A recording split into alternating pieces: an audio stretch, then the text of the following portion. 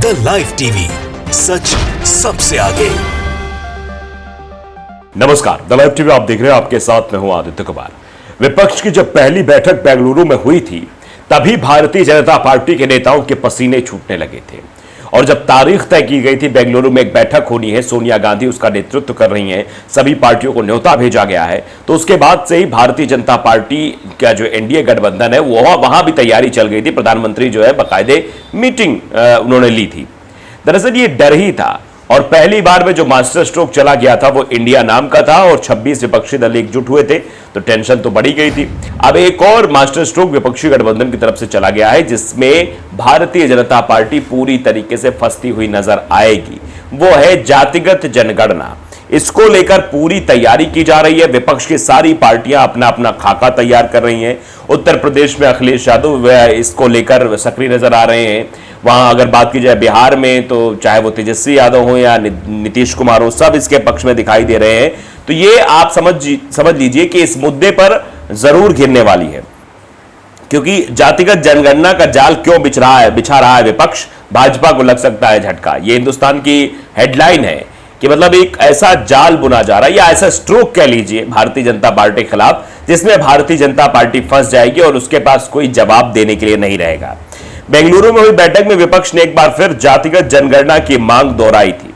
विपक्ष का मानना है कि अगर जातिगत जनगणना हुई तो भाजपा को हिंदू वोट बैंक बिखर जाएगा। जिस हिंदू वोट बैंक को, जिस बहुसंख्यक समाज के वोटों को अपने पाले में खींचने के लिए पूरी कवायद की जाती है, हिंदू मुसलमान देश में होता है, बहुसंख्यक अल्पसंख्यकों के बीच बड़ी दीवार खड़ी करने की कोशिश की जाती है, वो सभी दीवारें अब तोड़ दी जाएंगी। क्योंकि जब ये जातिगत जनगणना का मुद्दा उठ जाएगा तो फिर भरोसा उठ जाएगा।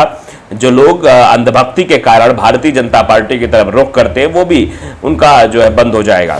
दरअसल बेंगलुरु में 2 दिनों की बैठक के बाद साझा प्रेस कॉन्फ्रेंस के दौरान एक बार फिर विपक्ष ने जातिगत जनगणना की मांग दोहराई है। वैसे तो जातिगत जनगणना की मांग कोई नई नहीं है, लेकिन विपक्ष इसे 2024 के लिए एक हथियार के रूप में जरूर देख रहा है। वहीं भाजपा को इस बात का डर है कि कहीं अगड़ी जातियों का वोट बैंक उसके हाथ से फिसल ना जाए। भाजपा का एक बड़ा हिंदू वोट बैंक जिसमें सवर्ण वर्ग शामिल है, वहीं पिछड़ी जातियों का वोट बटा हुआ है। यूपीए सरकार ने जातिगत जनगणना करवाई थी, और अब इस जातिगत जनगणना की मांग फिर से उठ रही है। जो विपक्ष के पार्टियां हैं वो लगातार ये मांग उठा रही है। अब इनकी मांगों को स्वीकार करती है, नहीं करती है, और स्वीकार करती है तो किस हद तक स्वीकार करती है, क्या कुछ होता है, ये भी दिलचस्प होगा देखना।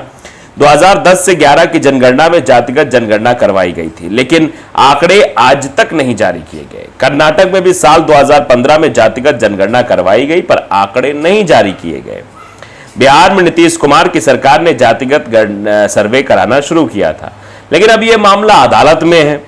खास बात यह भी रही कि जब नीतीश ने यह फैसला किया कि तब भाजपा उसकी सहयोगी थी। हालांकि अब भाजपा से अलग होकर नीतीश ने आरजेडी के साथ सरकार बना ली है। जातिगत जनगणना नए विवाद की जड़ है। जातिगत जनगणना को लेकर एक डर भी है। दरअसल अगर इस तरह जनगणना होती है तो आरक्षण का संकट गहरा जाएगा। इन आंकड़ों के आधार पर आरक्षण की मांग की जाएगी। देश में आरक्षण के लिए लंबे समय से आंदोलन होते रहे हैं। ऐसा भी हो सकता है कि आरक्षण को लेकर कई आंदोलन खड़े हो जाएं। वही जानकारों का कहना है कि जातिगत जनगणना से विपक्ष को ज्यादा फायदा हो सकता है, क्योंकि इसका फायदा पिछड़ी जातियों को भी मिल सकता है। ये तो जातिगत जनगणना की सुगबुगाहट है, इससे पिछड़े जातियों को भी काफी हद तक फायदा मिल सकता है। अगर 2011 में हुई जातिगत जनगणना के आंकड़े सार्वजनिक किए जाते हैं तो फिर दोबारा जातिगत जनगणना होती है तो भी भाजपा मुश्किल में फंस सकती है। दरअसल 2011 में अब तक ज्यादातर भाजपा का ही शासन रहा है। ऐसे में किसी जाति या वर्ग की संख्या कम होने पर भी भाजपा पर सवाल उठाया जाएगा। अब बड़ा सवाल यह है कि विपक्ष आम आदमी को जातिगत जनगणना की जरूरत और महत्व के बारे में समझा पाता है या नहीं। अगर यह मांग केवल अपर क्लास तक सीमित रही तो विपक्ष को ज्यादा फायदा नहीं होगा। ब्रिटिश शासनकाल में कई बार जनगणना करवाई गई और इसमें जाति की जानकारी भी दर्ज की जाती थी। हालांकि आजादी के बाद से इसमें केवल अनुसूचित जाति और जनजाति को ही जोड़ा गया। सरकार का कहना है कि 2010 में जो जातिगत जानकारी इकट्ठा की गई उसमें कई तरह की खामियां थी, इसलिए उसे सार्वजनिक नहीं किया गया। हालांकि इस बार की मांग 2024 में कितना बड़ा हथियार बनेगी ये आने वाला वक्त ही बता सकता है। 2010 से 2011 की जनगणना में जातिगत जनगणना करवाई गई थी, लेकिन आंकड़े आज तक नहीं जारी किए गए। कर्नाटक में भी साल 2015 में जातिगत जनगणना करवाई गई, पर आंकड़े नहीं जारी किए गए। बिहार में नीतीश कुमार की सरकार ने जातिगत सर्वे कराना शुरू कर दिया था, लेकिन यह मामला अदालत में है। खास बात यह रही है कि जब नीतीश ने यह फैसला किया तब भाजपा उसकी सहयोगी थी। हालांकि अब भाजपा से अलग होकर नीतीश ने आरजेडी के साथ सरकार बना ली है। जातिगत जनगणना को लेकर एक डर भी है। दरअसल अगर इस तरह जातिगत जनगणना होती है तो आरक्षण का संकट गहरा जाएगा। इन आंकड़ों के आधार पर आरक्षण की मांग की जाएगी। देश में आरक्षण के लिए लंबे समय से आंदोलन होते रहे।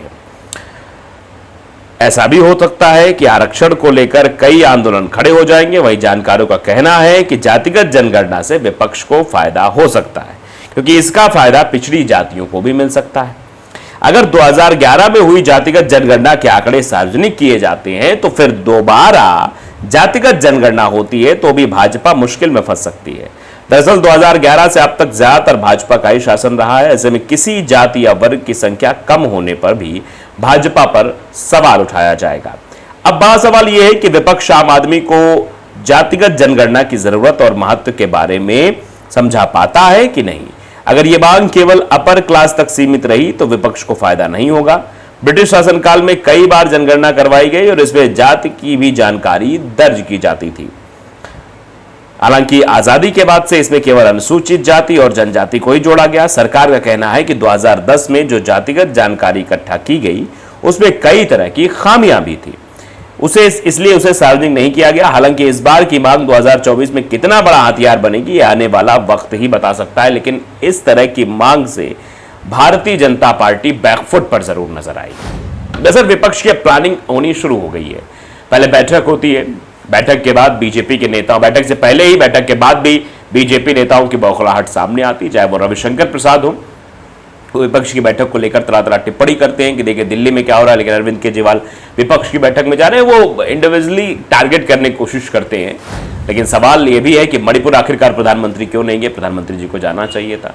और वो दिल्ली जहां पर अमित शाह रहते हैं, जहां पर पूरा मोदी मंत्रिमंडल रहता है, वहां पर इस तरीके से बाढ़ के हालात बन जाना, ये सिर्फ अरविंद केजरीवाल की नहीं बल्कि जिम्मेदारी प्रधानमंत्री नरेंद्र मोदी की भी थी। दोनों लोगों की जिम्मेदारी बराबर बराबर थी, लेकिन उस पर सवाल नहीं पूछे जाएंगे। आप जानते हैं कि जब सत्ता हाथ में आ जाती है तो कुछ सवालों को दरकिनार कर दिया जाता है। इससे महंगाई, स्मृति ईरानी के लिए महंगाई यूपीए सरकार में बड़ा मुद्दा था, लेकिन वो क्योंकि नेता महिला है, पहले नेता है, महिला बाद में, गृहिणी बाद में है, उस वक्त वो सिर्फ गृहिणी बन गई थी, गृहिणी बनकर सड़कों पर बैठ गई थी। लेकिन अब वो शायद गृहिणी नहीं है, अब क्योंकि मंत्री बन गई हैं तो अब उनको इससे मतलब भी नहीं कि घर में क्या आता है, क्या जाता है, पेट्रोल डीजल में कितना खर्च होता है, भत्ता होता, सब उनको मिलता है। तो इससे उन्हें कोई तकलीफ नहीं हो रही है, सब ठीक है उनके लिए, इसीलिए वो बैठती नहीं है सड़कों पर, इसीलिए सरकार के खिलाफ वो बोलती भी नहीं है। तो ये सवाल तो पूछे जाएंगे। अब जातिगत जनगणना एक जो बड़ा मुद्दा है, एंटी इनकम्बेंसी फैक्टर तो काम कर ही रहा है भारतीय जनता पार्टी के साथ। 2019 में भी हालात बद से बदतर हो गए थे, लेकिन फिलहाल उसको मैनेज करते हुए आगे बढ़ गए, 2019 चुनाव जीत गए। लेकिन 2024 आते आते स्थितियां और भी निगेटिव में हो गई हैं। जो वादे थे वो पूरे नहीं होते दिखाई दे रहे हैं, और फिर विपक्ष का मजबूत होना। आप जानते हैं कि भारतीय जनता पार्टी 2014 से ऐसे ऐड चलाती रही है कि बहुत हुई महंगाई की मार, अब की बार फलाने की सरकार यानी बीजेपी की सरकार, बहुत हुई भ्रष्टाचार की मार, तो ये सब बहुत हुई महंगे तेल की मार, ये हर तरह से घुमा फिरा के इसमें एक आदत है। लेकिन 2014 से लेकर आज तक महंगाई में गिरावट नहीं बल्कि उठावट नजर आई, जीडीपी ग्रोथ नहीं हुई। आप देख रहे हैं कि बेरोजगारी के हालत क्या है, रोजगार नहीं है, बेरोजगार युवा परेशान है, वो लाठियां खा रहे हैं, सब कुछ हो रहा है। और जिस तरह से विपक्ष मजबूत हो रहा है उससे भारतीय जनता पार्टी के लिए लोकसभा चुनाव और मुश्किल होता हुआ दिखाई दे रहा है, और उसके एजेंडे की वजह से तो बेहद मुश्किल। तो द लाइव टीवी को अगर आपने सब्सक्राइब नहीं किया जरूर करिए, बेल आइकन दबाइए ताकि सच खबर आप तक पहुंचती रहे। नमस्कार। द लाइव टीवी, सच सबसे आगे।